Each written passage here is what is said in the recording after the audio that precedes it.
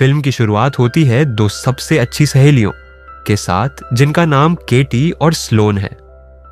केटी थोड़ी सख्त स्वभाव की और डिसिप्लिन टाइप की लड़की है, जबकि स्लोन एक खुले विचारों वाली और बेपरवाह लड़की है। दोनों अपनी आने वाली यात्रा को लेकर बहुत उत्साहित है। उन्हें 1 महीने के लिए एक इको फ्रेंडली ऑर्गेनिक फार्म में काम करना है। इस दौरान वे पैसे बचाएंगी ताकि न्यूयॉर्क सिटी में जाकर शॉपिंग कर सकें। अगली सुबह केटी का पुलिस वाला अंकल जेसन उन्हें लेने आता है। वे जेसन और उसकी गर्लफ्रेंड के घर पर एक रात ठहरने वाले हैं। फिर अगले दिन वे सभी फार्म के लिए रवाना होंगे। जब वे नए घर में बस जाती हैं तो स्लोन एक मजेदार सुझाव देती है कि उन्हें इस शहर में रहने के दौरान नकली नाम रखने चाहिए। स्लोन अपना नाम हीथर रखती है, जबकि केटी खुद को रिप्ली कहने का फैसला करती है। अगले दिन अंकल जेसन उन्हें एक स्टेशन पर छोड़ते हैं, जहां से उन्हें बस पकड़नी है। जेसन एक होशियार पुलिस वाला होता है, इसलिए वह केटी को खुद की सुरक्षा के लिए कुछ तरीका बताता है। वह केटी से कहता है कि अगर कभी वे किसी मुसीबत में हो तो हर रोज एक नया कोड वर्ड इस्तेमाल करके मुझे टेक्स्ट भेजें, ताकि मैं तुम्हारा मदद कर सकूं। और पहले दिन के लिए सुरक्षित शब्द एप्पल रखा जाता है।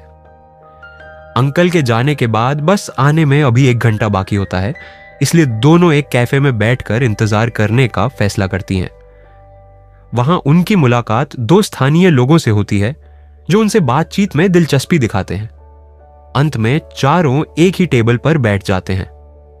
स्लोन और केटी नकली नामों से खुद को इंट्रोड्यूस कराती है, हीथर और रिप्ली।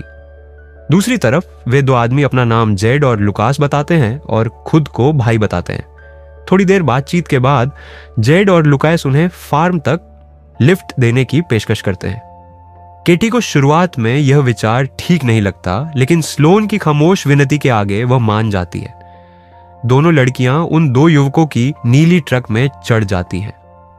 हालांकि कुछ ही देर बाद उन्हें एहसास होता है कि कुछ गड़बड़ है। जेड जानबूझकर उस फार्म को पार कर जाता है जहां उन्हें काम करना था। केटी और स्लोन दोनों उलझन में पड़ जाती हैं, लेकिन अभी वे कुछ समझ पाती उससे पहले ही ट्रक एक अजीब सी जगह पर रुक जाता है। तभी वहां जेड और लुकास की मां उनका स्वागत करती है और उन्हें अंदर बुलाकर चाय पीने का आग्रह करती है। लड़कियां असहज महसूस करती हैं, लेकिन चूंकि उनके पास कोई और रास्ता नहीं होता, इसीलिए वे अंदर चली जाती हैं।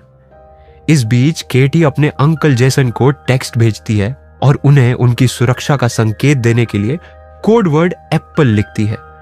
जैसे ही वे चाय और पाई का आनंद लेना शुरू करती हैं, अचानक उन्हें अजीब महसूस होने लगता है। उनकी नजरें धुंधली पड़ने लगती हैं और सिर चकराने लगता है। अब उन्हें एहसास होता है कि उनकी चाय में कुछ मिलाया गया था। वे तुरंत भागने की कोशिश करती हैं, लेकिन जेड और लुकास उन्हें पकड़ लेते हैं। फिर दोनों पूरी तरह बेहोश हो जाती हैं। अगले जब केटी और स्लोन को होश आता है तो वे खुद को जंगल के बीचों बीच चैन से जकड़ा हुआ पाती है। वे दहशत में आ जाती हैं।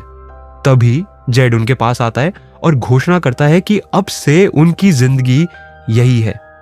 उन्हें कुछ जरूरी सुविधाएं दी जाती है, जैसे कपड़े, बिस्तर और एक टॉयलेट, लेकिन उनके पास भागने का कोई रास्ता नहीं होता। कुछ देर बाद जेड का बॉस बोरिस वहां पहुंचता है। वह केटी का फोन लेता है और उसमें मैसेज चेक करता है। तभी उसे एहसास होता है कि केटी और स्लोन ने झूठ बोला था। उनके असली नाम कुछ और हैं और उन्होंने कोड वर्ड इस्तेमाल किया था।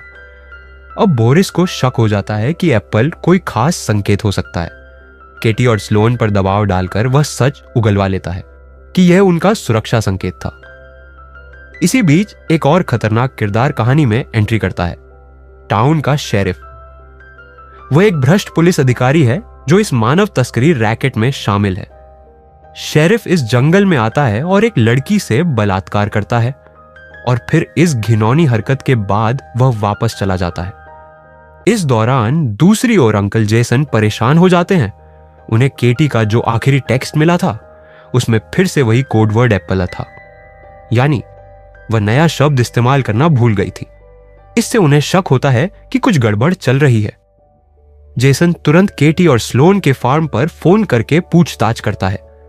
वहां से पता चलता है कि वे कल कभी फार्म पहुंची ही नहीं। अब जेसन को यकीन हो जाता है कि दोनों कोई बड़ी मुसीबत में है। इस दौरान केटी और स्लोन को एक नया ग्राहक को दिखाया जाता है, एक गंदा और खतरनाक आदमी जिसे स्क्रफी गाय कहा जा रहा है। वह स्लोन को ट्रेलर के अंदर ले जाता है और उसके अंदर जो होता है वह बहुत डरावना होता है। दर्शन वह एक साइको होता है। इसके बाद एक और ग्राहक आता है जिसने पिग का मास्क पहना था। यह आदमी स्लोन को उठा ट्रेलर के अंदर ले जाता है। जब वह वापस आता है तो केटी देखती है कि स्लोन पहले से भी ज्यादा टूटी हुई और डरी हुई लग रही है। उधर अंकल जेसन अब शेरिफ के ऑफिस पहुंचते हैं। यहीं पर एक बड़ा खुलासा होता है। जेसन केवल एक पुलिस अफसर नहीं बल्कि एक FBI एजेंट भी है। जब जेसन अपनी सारी प्रॉब्लम उसे बताता है तो शेरिफ बड़ी चालाकी से अपहरणकर्ताओं को यह सूचना दे देता है कि केटी का अंकल FBI एजेंट है, जिससे बोरिस को लगने लगता है कि अगर FBI इस मामले में पड़ गई तो उनका सारा धंधा खत्म हो जाएगा। इसलिए वह जेड को आदेश देता है कि वह केटी और स्लोन को मारकर उनकी लाशें ठिकाने लगा दे। लेकिन केटी ने चुपके से उनकी सारी बातचीत सुन ली थी। केटी और स्लोन पहले से ही डर के साए में जी रही थी, लेकिन अब जब केटी ने अपनी हत्या की बातें खुद अपने कानों से सुन ली तो उनके अंदर जिंदा रहने की तड़प और बढ़ गई। दूसरी तरफ अंकल जेसन उस कैफे में जाते हैं जिस कैफे में वे दोनों लड़कियां शुरुआत में गई थी। वहां से पता चलता है कि वे दोनों लड़कियां 2 लड़कों के साथ गई हैं और उन लड़कों के पास एक नीले कलर का ट्रक है। इसके दूसरे साइड थोड़ी देर बाद जेड और लुकास जंगल में उन दोनों लड़कियों पास आते हैं। उनके साथ स्क्रफी गाय भी होता है। वे उन्हें मारने के लिए तैयार थे, लेकिन तभी केटी एक खतरनाक चाल चलती है। वह स्क्रफी गाय को बहकाने लगती है। जब वह उसके पास आता है तो केटी अपनी पूरी ताकत से उसकी गर्दन पर काट लेती है और उसका गला फाड़ देती है। स्क्रफी गाय दर्द से चिल्लाने लगता है, लेकिन इससे पहले कि जेड और लुकास को कुछ समझ आए, केटी और स्लोन अपनी जंजीरें तोड़कर भागने में सफल हो जाती है। अब जेड और लुकास बौखला जाते हैं। वे उन्हें पकड़ने के लिए दौड़ पड़ते हैं, लेकिन तभी शेरिफ अपनी जीप में वहां पहुंचता है। शेरिफ का इरादा भी उन्हें खत्म करने का ही था, लेकिन इस बार केटी और स्लोन ने उससे बंदूक छीन ली और शेरिफ की गाड़ी चुरा ली। फिर वे सीधा शहर की ओर भागती हैं। शहर में घुसते ही केटी और स्लोन सबसे पहले एक हार्डवेयर स्टोर पर रुकती है। अब वे दोनों सिर्फ भाग नहीं रही थीं, अब वे बदला लेने का प्लान बना रही थीं। उन्होंने वहां से कुछ हथियार और औजार खरीदे। इसके बाद वे कैशियर से पूछते हैं कि बोरिस कहां रहता है।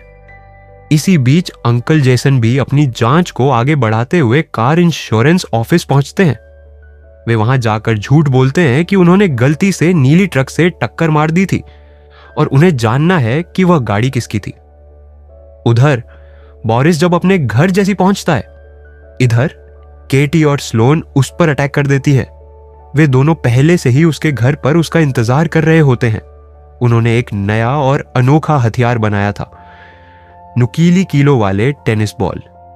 जैसे ही वे बोरिस पर फेंकती हैं, वह दर्द से तड़पने लगता है।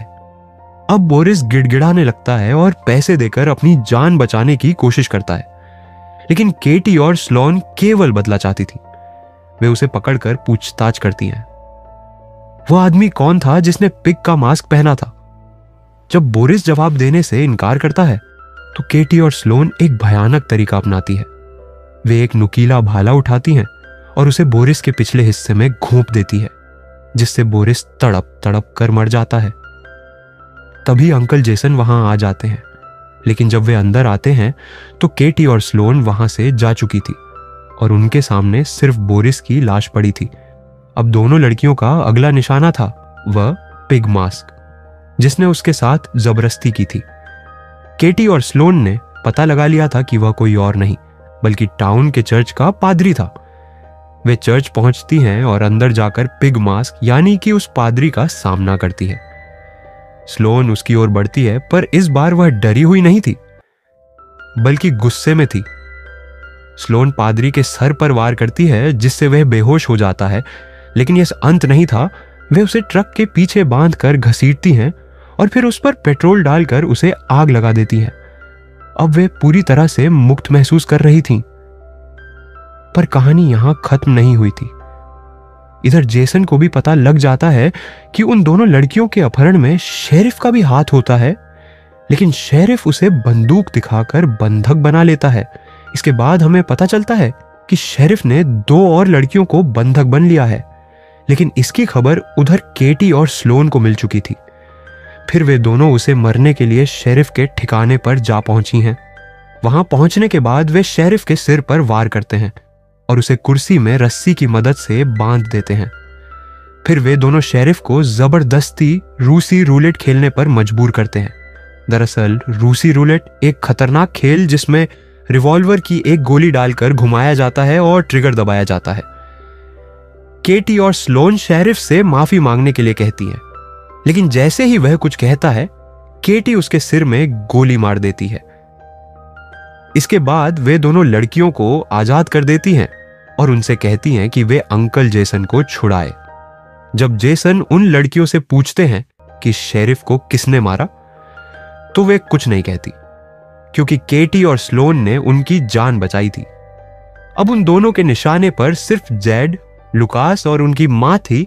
केटी और स्लोन सीधा उनके घर पहुंचती हैं। सबसे पहले वे जेड की मां को वैसे ही ड्रग्स देती हैं जैसे उसने उन्हें दिया था।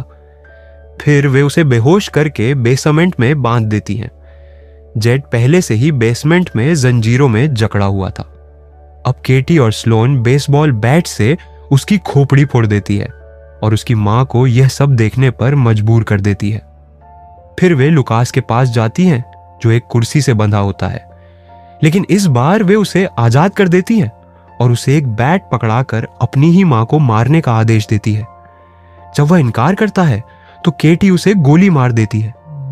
अब वे उसकी लाश को इस तरह से सेट कर देती हैं कि लगे जैसे उसने खुद अपनी मां की हत्या की हो और फिर खुदकुशी कर ली हो। जेड और लुकास की मां अपने बेटों की लाश देखकर चिल्लाने लगती है, लेकिन केटी और स्लोन को अब कोई दया नहीं थी। उन्होंने घास काटने वाली मशीन चालू की और उसे मां के ऊपर चला दिया। इसके बाद यह खूनी खेल खत्म हो जाता है। कुछ समय बाद अंकल जेसन केटी और स्लोन को एयरपोर्ट छोड़ने आते हैं, पर अब वे पूरी तरह मुक्त थीं। वे हंसते हुए और मस्ती करते हुए न्यूयॉर्क के लिए निकल जाती हैं।